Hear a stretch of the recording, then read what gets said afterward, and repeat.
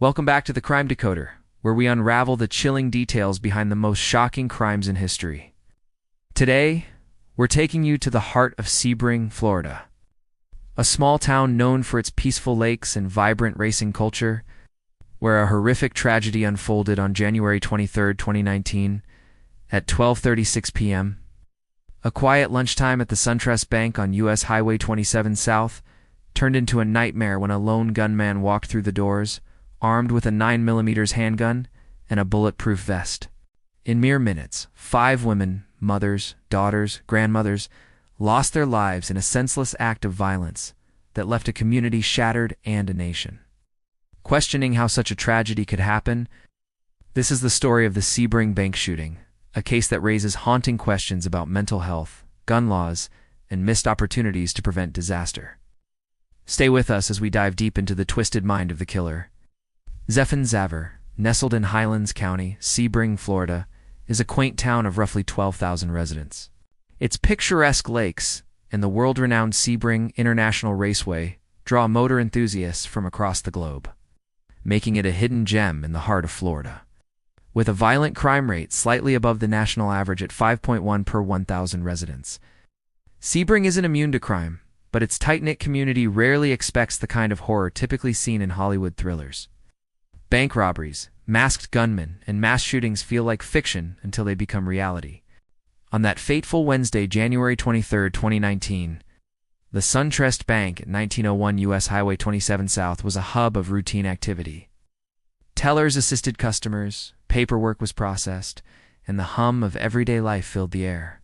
But at approximately 12:36 p.m., a call to the Sebring Police Department and Highlands County Sheriff's Office Dispatch Center shattered the calm. A man had entered the bank, locked the doors, and opened fire. By the time officers arrived, the scene was catastrophic. 5 women lay dead, and the gunman was still inside, creating a tense and volatile situation. As the FBI raced to the scene, law enforcement faced a chilling question.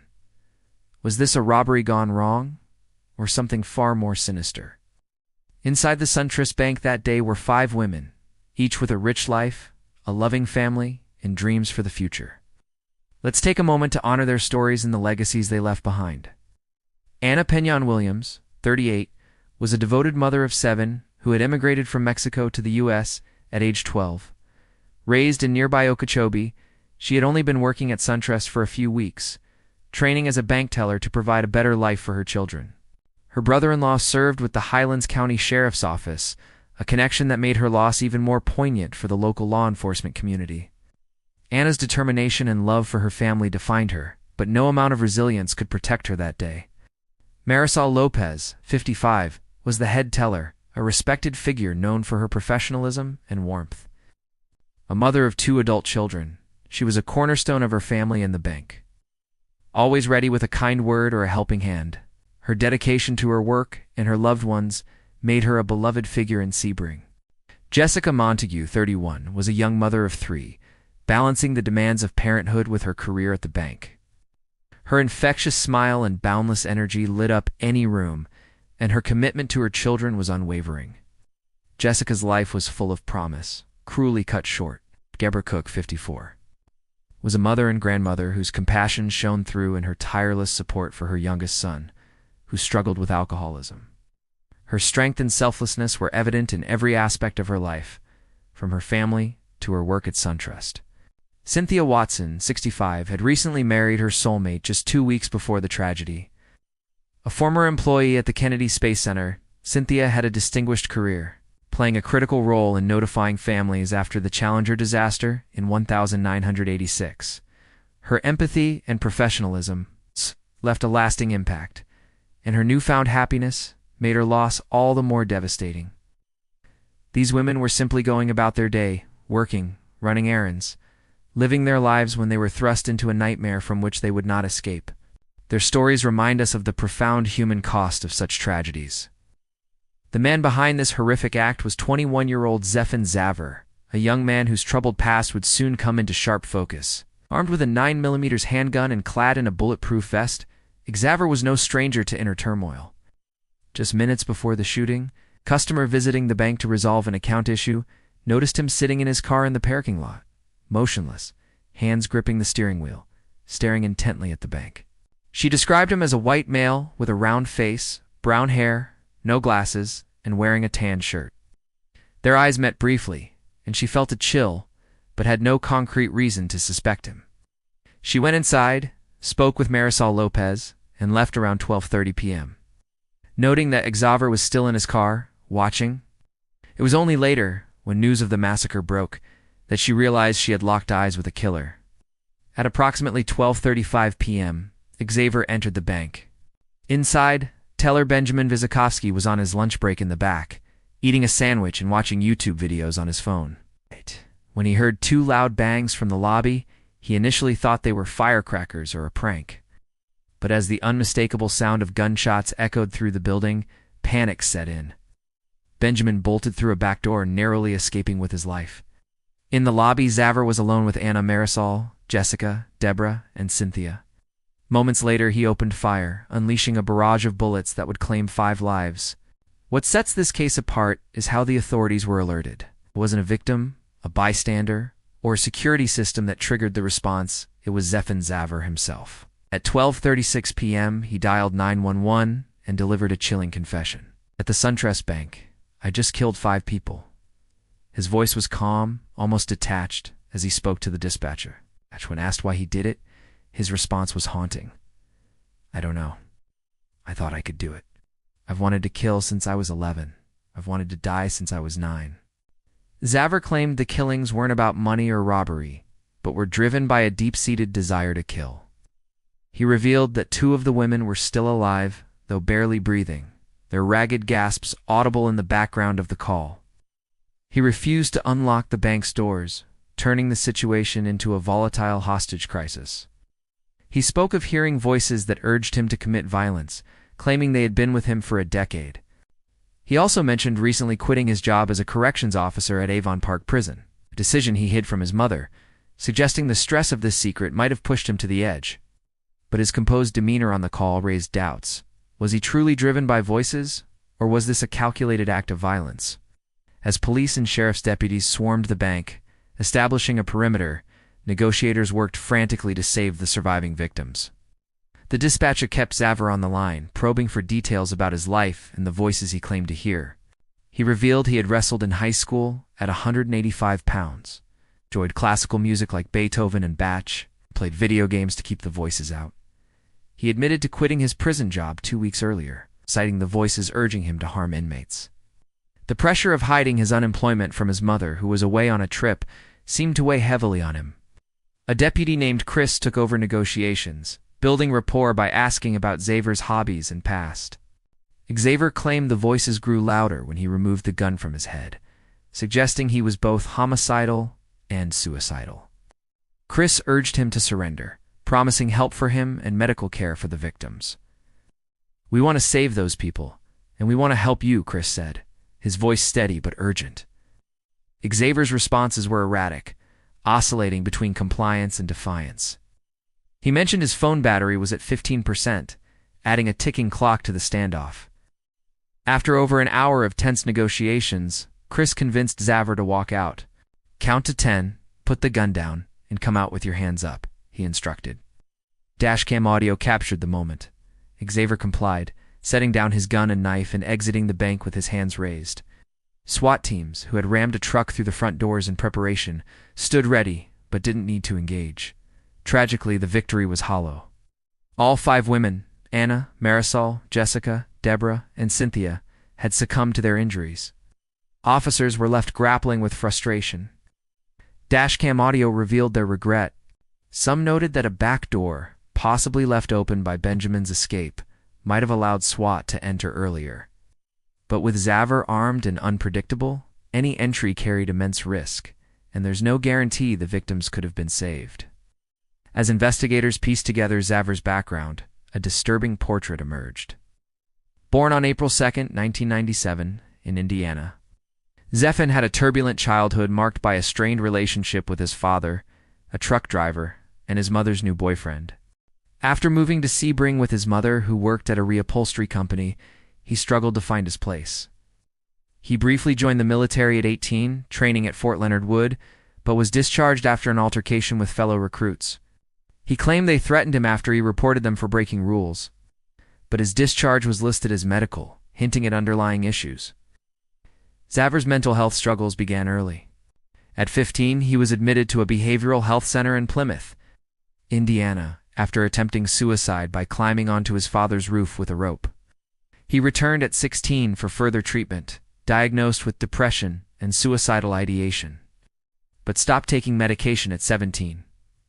He admitted to hearing voices since age 11, sometimes urging minor acts of aggression like pushing someone or pulling hair, other times demanding extreme violence. Yet he hid these struggles, fearing stigma would derail his job prospects or relationships. After his military discharge, Xaver sought roles involving power and authority. In 2018, he applied to the Sebring Police Department but was rejected. He then worked as a corrections officer at Avon Park Prison, a job he found appealing for its structure and chain of command. But the voices persisted, urging him to harm inmates, and he quit 2 weeks before the shooting. Just 3 days later, he purchased a 9mm handgun and ammunition from a local shop, Boom Boom, and returned on Monday for a bulletproof vest. On the background check, he lied about his mental health history, fearing it would prevent the purchase or future job opportunities. Witnesses provided damning insights. Alexandra Gerlach, an ex-girlfriend, met at the behavioral health center when they were 15. Described a toxic relationship. Xaver told her he couldn't kill himself, but wanted to kill others, even dreaming of harming classmates, which led to his expulsion from high school at 17. Erica Chavio, a boot camp acquaintance, recalled him talking about Satan and passing notes about homicidal urges. She urged him to self-report to the military medic, contributing to his discharge. Erica later reported to Michigan police that Xaver expressed plans to rob a bank and be killed by police to make them look like heroes, specifically mentioning a Wednesday or Friday. The shooting occurred on a Wednesday, January 23rd. Most chilling were texts Xaver sent to Amani Davis, another ex-girlfriend, on the morning of the attack. At 8:30 a.m., he wrote, "This is the best day of my life." At 9 a.m., he hinted at horrible things. At 12:14 p.m., just minutes before entering the bank, he texted, "I am dying today. I'm taking a few people with me because I've always wanted to kill people. Watch for me on the news." These messages, sent with a sense of glee, suggested premeditation, casting doubt on his claim that voices alone drove his actions. The investigation revealed a series of missed opportunities that might have prevented the tragedy. Xaver's background check for the gun purchase failed to flag his mental health history because he lied. About his behavioral health center admissions, Erica's report to Michigan police about his bank robbery plans was dismissed after a brief conversation with his mother. With no further investigation, his rejection from the Sebring Police Department and subsequent job at the prison suggests he was drawn to roles where violence could be part of the job, yet no one connected the dots. Police faced scrutiny for their response. The unlocked door, possibly left ajar by Benjamin's escape, raised questions about whether SWAT could have intervened sooner. However, Xaver's armed and erratic state made any entry a gamble, and the 2 surviving victims' critical condition meant time was against them. The case exposed broader systemic issues: inadequate mental health support, loopholes in gun background checks, and the difficulty of acting on vague threats in a system stretched thin. In 2023, Stefan Xaver pleaded guilty to 5 counts of premeditated first-degree murder. His 2024 sentencing trial was a clash of narratives. The defense argued that his history of mental illness, a benign brain tumor discovered later, and his embrace of Christianity in prison were mitigating factors. They presented evidence of his time in behavioral health centers and his claims of hearing voices since childhood.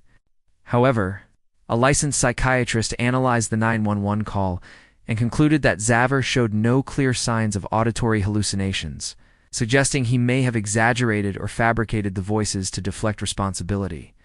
The prosecution highlighted the premeditation evident in his texts and purchases, as well as his chilling statements to Amani, "I enjoy hurting people." Victims' families delivered heart-wrenching statements. Marisol Lopez's daughter spoke directly to Xaver. "You chased your sadistic dreams, leaving us to pick up the pieces of our broken lives." Cynthia Watson's husband, still reeling from their recent marriage, described the void left by her loss. Florida's death penalty law, amended after the 2018 Parkland shooting, allowed an unanimous jury vote of 8-4 to impose death, overturning the previous requirement for unanimity. In the Parkland case, a 9-3 vote was insufficient, sparking outrage. The new law ensured a different outcome for Xaver. The jury voted 9-3 in favor of the death penalty, and he now sits on death row at Florida State Prison, awaiting an automatic appeal. Critics argue the law undermines fairness, while supporters see it as justice for the victims. The Sebring Bank shooting left an indelible scar on the community. The families of Anna, Marisol, Jessica, Deborah, and Cynthia face the unimaginable task of rebuilding their lives without their loved ones. The tragedy sparked debates about mental health resources, gun control, and law enforcement response times. Could Xaver's cries for help have been heard earlier? Should his threats have prompted stronger action? Was he a victim of his own mind, or a cold-blooded killer fulfilling a dark fantasy? This case reminds us of the fragility of life and the urgent need for systems that catch those slipping through the cracks. As we reflect on the lives lost, we honor the strength and love of Anna Pinion Williams, Marisol Lopez, Jessica Montague, Deborah Cook, and Cynthia Watson. Their stories live on, a testament to the resilience of the human spirit. What do you think about this heartbreaking case? Do you believe Zephon Xaver was driven by mental illness, or was he a calculating killer? How can we prevent such tragedies in the future? Drop your thoughts in the comments below. We want to hear from you. If this deep dive moved you, please hit the like button, subscribe, and ring the bell to stay updated with the Crime Decoder. Until next time, stay safe, stay curious, and we'll see you soon.